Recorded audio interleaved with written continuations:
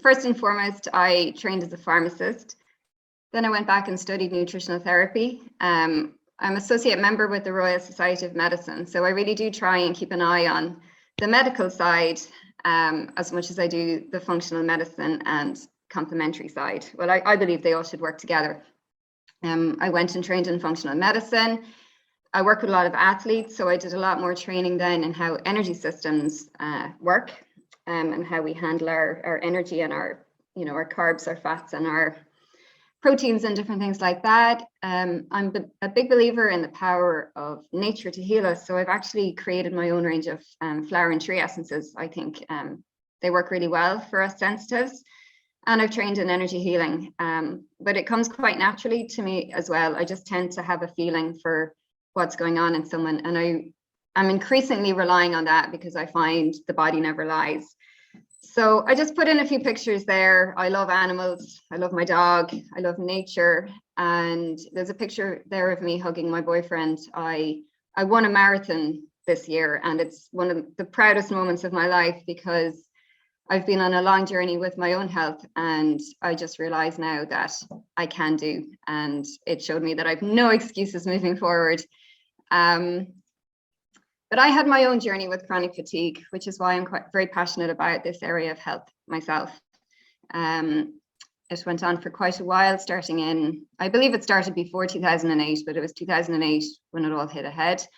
A lot of brain fog, severe fatigue, postural hypertension. I had post-viral. I never remember having Epstein-Barr virus, but it was showing up as causing problems.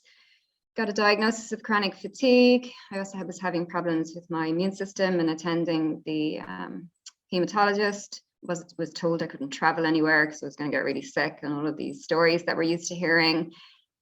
I decided I had to heal myself, so I did further investigations, and I had a parasite load driving my immune system crazy and my brain. I had high mercury. My menstrual cycle wasn't working. I had my adrenal hormones were all over the place.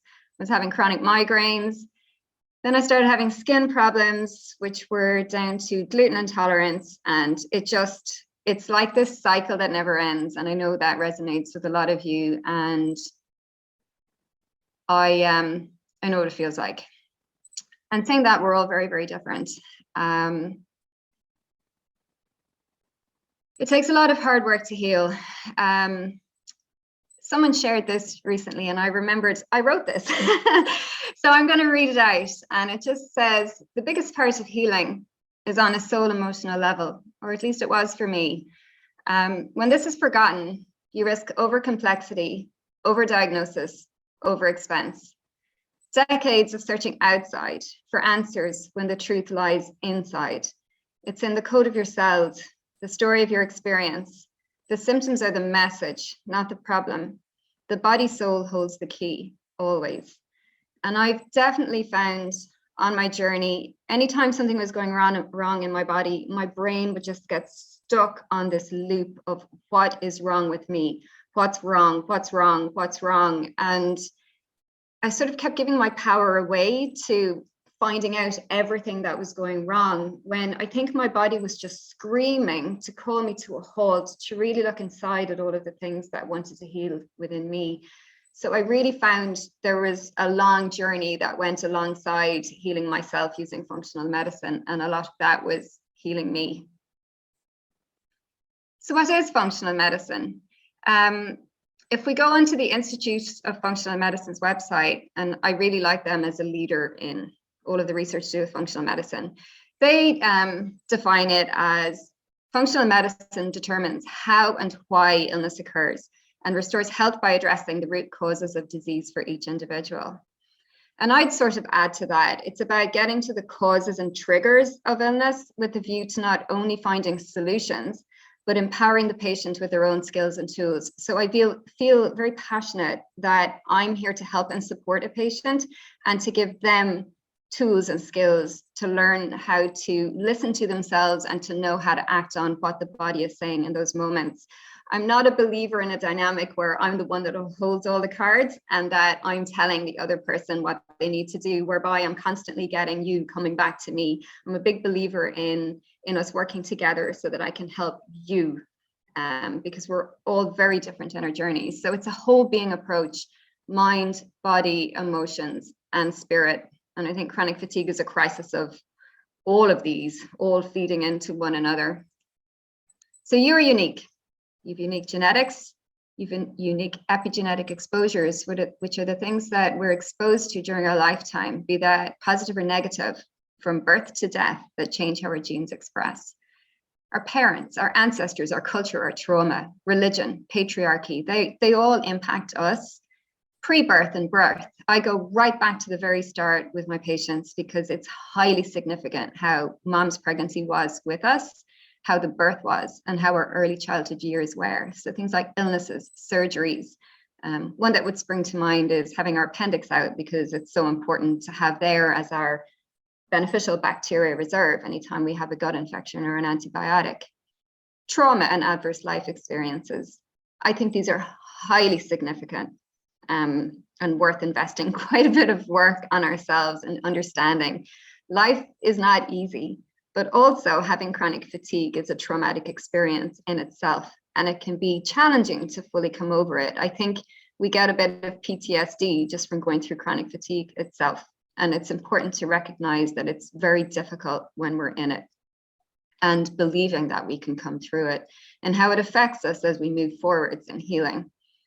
Being a highly sensitive child, empath traits, I see this a lot in my patients. They're so special and so sensitive to the energies of everything that is around us and from the world. Especially the last 2 years, we're getting hit by a lot.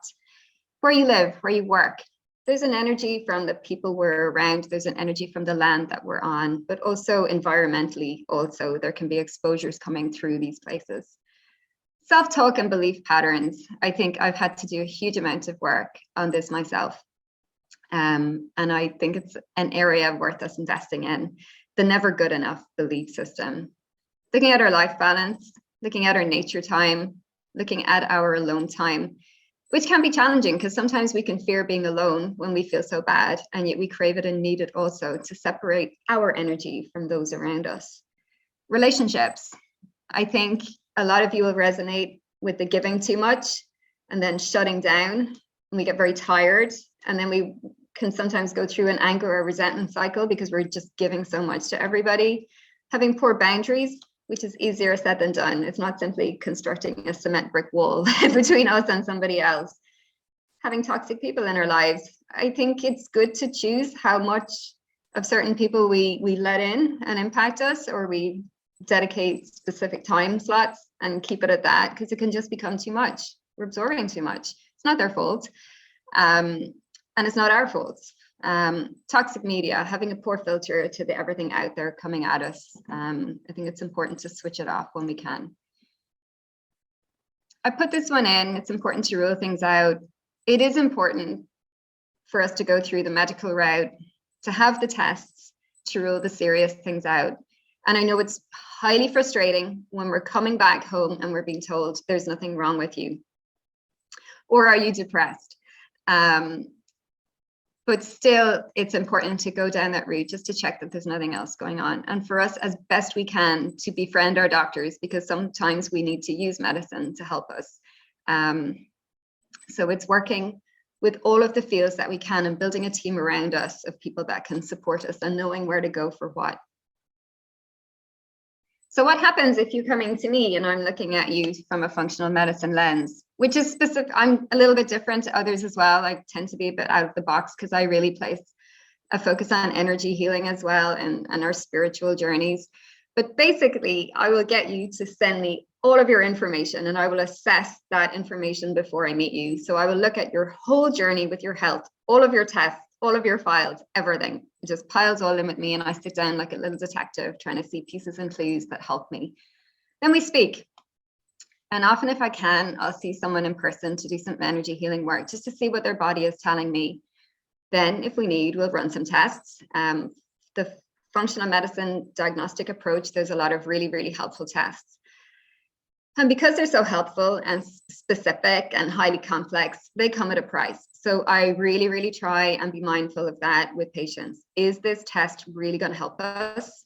Can I do what I need to do without the test, or is this going to give us the information that we need?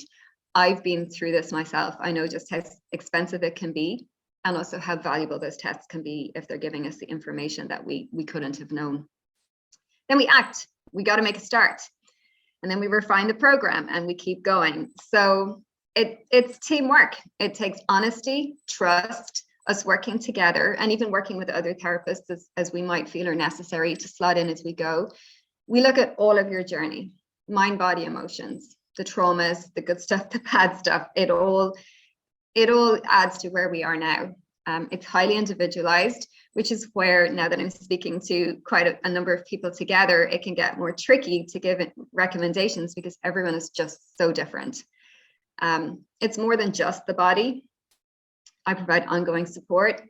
Relapses happen. Sometimes we get things a little bit wrong or we need to tweak them. So what I always urge patients to do is not go, oh, it didn't work, and quit. It's telling me that bit didn't work, because it's really important information to help us know what's the next thing that we do.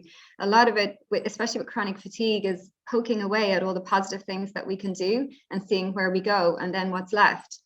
And it takes patience. It's taken me patience as well. And we're not always as patient as we want to be. There's a lot of personal growth that goes alongside this journey. I don't know if any of you have heard of this artist and author, Tara Shannon, but she has beautiful work. Healing is hard work, said Bear. Take as many breaks as you need. Healing is hard work, and sometimes we can take it a little bit too seriously, and we forget that life is meant to be joy too, and simple, and to just go out and take a break. And it's not linear. It's up and down. And when we hit down, there's big lessons. And when we hit up, we start to have hope and faith that we can get there. And it's important to just keep remembering that we can. We're always going forwards. I like to think of us as like a tree. You know, our environment is really important. We have the branches which reach out to the sky, and the sunlight and the rain and the wind. The trees are part of an ecosystem. We have the birds, the insects, the animals, the fungi, the lichen, bacteria, and viruses. They're all informing the tree of the environment. So the tree, this is what's amazing about nature and also food, is that they're exposed to all of the same bacteria and viruses as we are. And then they put into that plant or food that we eat goodness to help us deal with the same environment. So a harsh environment makes for a stronger tree sometimes. It's very important that the tree has what it needs: the soil, the water, the nutrients, and this will go right up from the roots to the branches. So that transport system up through the trunk is very important too. So we're similar. Communication. Trees talk to each other, and there is like a matriarch tree amongst them that helps inform the other ones, and then the other ones will support the matriarch. It's just amazing. So I like to see us as belonging to a symbiotic universe as well. And often we see the world as it versus us, because we're sick, we're down, we're being hit by viruses and bacteria and problems, but we're part of this world. And if we can build on us, we can become more resilient. So difficult roads often lead to beautiful destinations. For my own journey, I look back and it was really, really hard, but I also see how it really, really helped me to help people. So I don't regret it, but I wouldn't invite it in again. And lifestyle and mindset is very important. When we're down, it's important for us to prioritize certain things. It's important for us to grow skills. It's important for us to own it and to become empowered. It's important to have a support and a safe place just to talk things out and to feel heard. Encouragement, talking it out. Like I said, I try and provide all of these things for people. I know it's overwhelming, and it's my job to help simplify it and support you. So where do we start? In a world where everything is so complicated and we're constantly told what we need to be doing, and it's getting more and more specific, like we are down the microscope with things these days, it's important not to forget the basics. And even if you only get one basic done in any one day, just consider it a huge success, because it really does matter. And those things are how we manage stress, how we manage sleep, Are we eating healthy food? Are we moving? And movement is relative to each of us. Some of us might be able to do more than others, and it's important to not compare ourselves to others, just to move, to get out, to get the circulation moving, the lymphatics, which hold our immune systems, and to breathe when we're doing that, to get the immune system activated and moving, but just taking in the breath of life and feeling the world around there supporting us. And our relationships, it's important for us to have connection with people. I took this little chart from this website here. She had a nice write-up on these basics. Light and nature. Oh, let's see. A lot of science and how important light and nature is for us. So this is me on an evening run, and I just stopped. And that evening light at those low angles, it helps with our sleep, and it helps with our circadian rhythms, and that then helps with our adrenal function, which helps our energy during the day. So getting the morning light and the evening light, if we can, is really important. And something that, don't feel selfish prioritizing it. It's really important for us. We're creatures that need sunlight. We're solar powered. It has energy in it. And those low, the light, particularly in the morning and evening time, is even better for us to help regulate things. And it gives us more resilience to technology and indoor lighting. You're always going to get a dog picture somewhere with me. So our posture and how we breathe is very important. When we're in shutdown mode, we tend to change our posture, and then that's affecting our energy systems and our breathing. So even some being aware of how we're holding ourselves. I'm crossing my knee right now, and I probably should have both of them on the ground. And for me speaking to you, if I want to channel these nerves, I need to get my shoulders down and ensure that I'm breathing. But if we're holding ourselves in this sort of defensive, protective posture all day, it's going to affect our energy.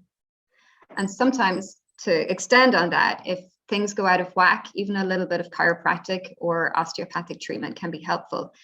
That said, sensitive bodies can react quite strongly to manipulation. So it's important that you work with a practitioner who is working with your body and not just what they think is right for your body. I don't know if anyone has done much reading into the Polyvagal Theory. Although this is outside of the functional medicine realm, it's too important to ignore, in that depending on our experiences of life, particularly when we're younger, and how our nervous system responds to the stresses and perhaps traumas or adverse events that we've had in life, sometimes we can tend to flip between shutdown, and which is at the bottom of the ladder, and hyperarousal, which is when we're overdrived. So we can tend to fall into these patterns. I'm not explaining this very well, but we can tend to fall into these patterns of being completely wired and in a state of stress, where we're kind of in fight or flight or anger or P's and appease mode. And then we can flip into shutdown and exhaustion. And this can, I would see this very often in my patients that are struggling with chronic fatigue syndrome. And it's important for us to try and work ourselves back to feeling safe, fun, and peaceful. So when we're in ventral vagal, Deb Dana and Stephen Porges have written a lot about this. It's a big area at the moment, and it's one that's very, very interesting. And there's also been some work done by Bessel van der Kolk, Gabor Mate, and Peter Levine, and they're very interesting reads. I think a lot of us are holding traumas and experiences within our bodies, and they could be ones that most people would dismiss. It could have been surgery as a child, or it could have been in quite a volatile house, not necessarily an abusive house, but every experience sometimes in certain bodies can be held in, and it's important that we learn a place to release those. And functional medicine can help with this, because it especially herbs and nutrition, because it can allow the body to start to process feelings and emotions too. Everything works together. So diet, I have to touch on diet. Food is really important, because it's providing our body with the substance that it needs to heal, to grow, and repair. So food provides form and function for our bodies. It's a miracle. Like, what we eat forms us, and we have to give our bodies what they need to function optimally. But also, food is information for our genes. It's an act of self-nourishment. and nurture, to give ourselves time to enjoy that food. What a gift. Colors of food influence our mood. Food can connect us to nature, seasons. There's a vital energy in food. And it's about ritual and loved ones. I think it is good to sit at the table and eat our meals with family. So food is tremendously important because it provides us with the platform of how our bodies heal. And it can switch these genes on and off when we know that there might be problems, say with liver detox function or methylation issues in the body, which we can tend to see in chronic fatigue. So it's important for us to get as much of the good stuff in as possible. Even just using the approach of just try and get in a little bit, do something a little bit more, keeping it simple. I know sometimes we don't have the energy, nor do we want to cook, but how can we make something simple a little bit better is a nice place to start. One area that I tend to see out of whack in a lot of patients is our microbiome, particularly the gut microbiome. It shows up consistently as there being infections or inflammation or suboptimal function going on. I would use a lot of tests. In fact, it's generally the first place I'll look if someone has something going on in their body, because generally there's something going on there. So the human microbiota it's the world inside us and on us. And ideally, we live in a symbiosis where it benefits us and we benefit them and everyone's happy. So we have a microbiome in the gastrointestinal tract, but also the lungs, the reproductive systems, the skin, the eyes. The function of the microbiome or the gastrointestinal tract is to digest and defend. So it's got a huge role within our bodies to bring nutrition from the outside world into us and to defend us from any potential threats from the outside world. And our microbiome helps with that. It's our army, and it creates an amazing amount of things that help us in our health. And that microbiota in us consists of bacteria, archaea, viruses, and fungi. So there's trillions of them inside of us. It's just amazing, and they're protecting us always. There's a very strong link between the gut and the brain, and we tend to see this go wrong when there's problems with fatigue or cognitive function. One is talking to the other, so it's what's called bidirectional. But if we have inflammation in either side, so if we have gut inflammation, it can affect the brain. But if we've had a traumatic brain event, it will influence the gut. So it's quite interesting how it works both ways. And I've seen that in patients. I run a lot of tests.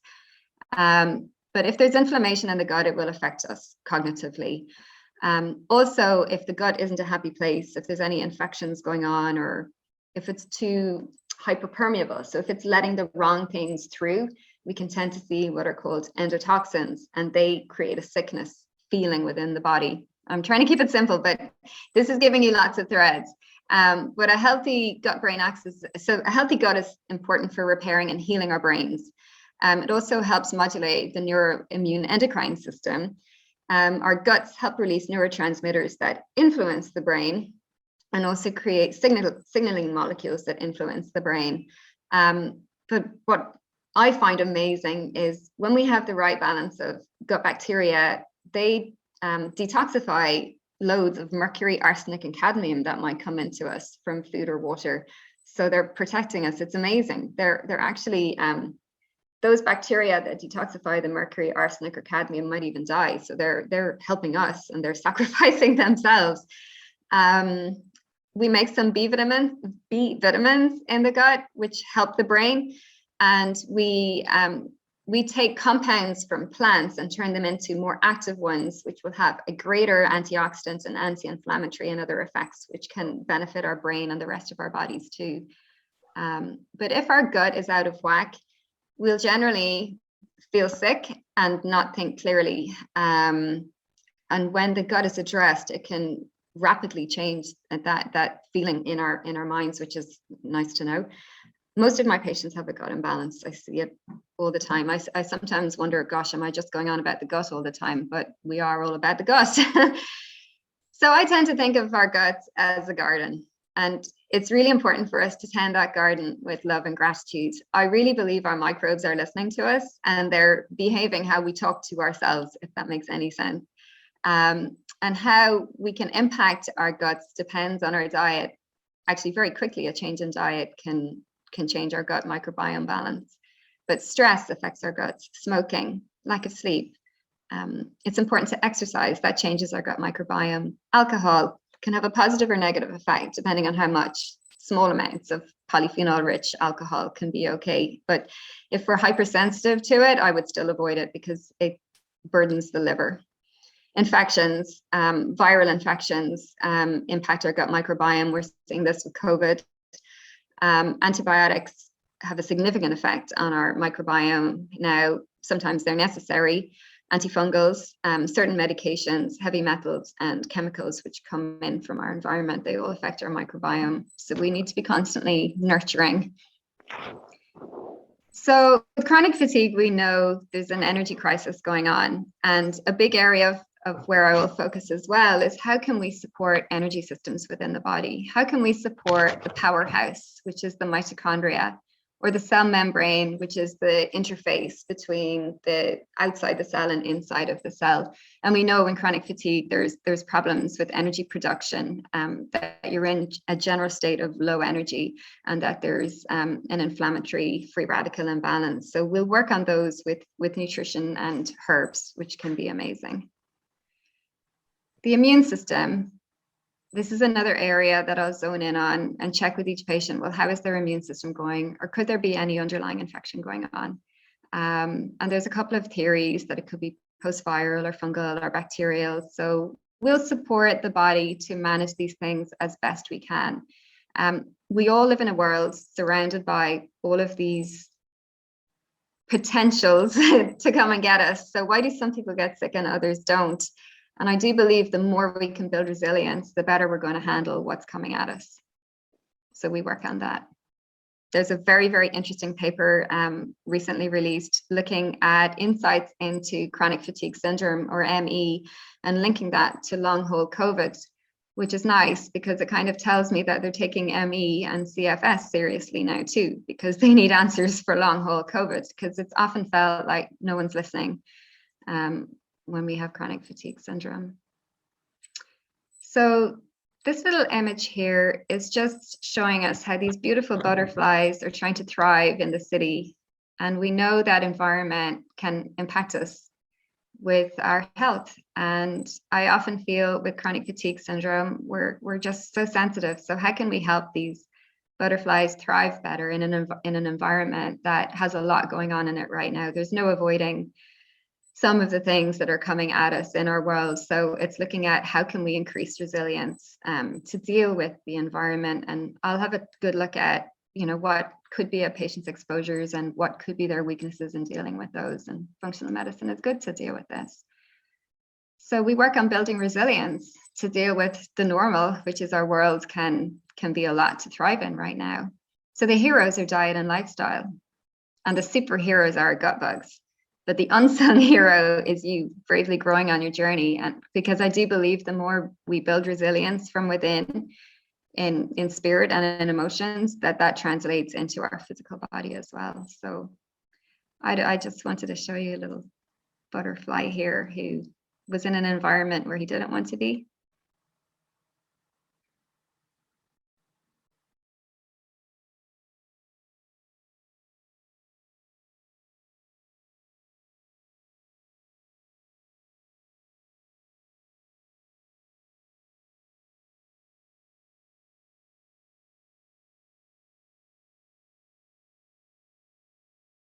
So we put her back out where she was able to thrive.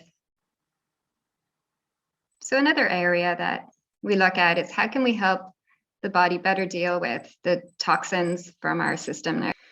We hear about it a lot in the literature, and generally that comes with, being told to buy a lot of products. Our bodies have their own detoxification systems, and a really good diet will help us deal naturally with a lot of what comes at us.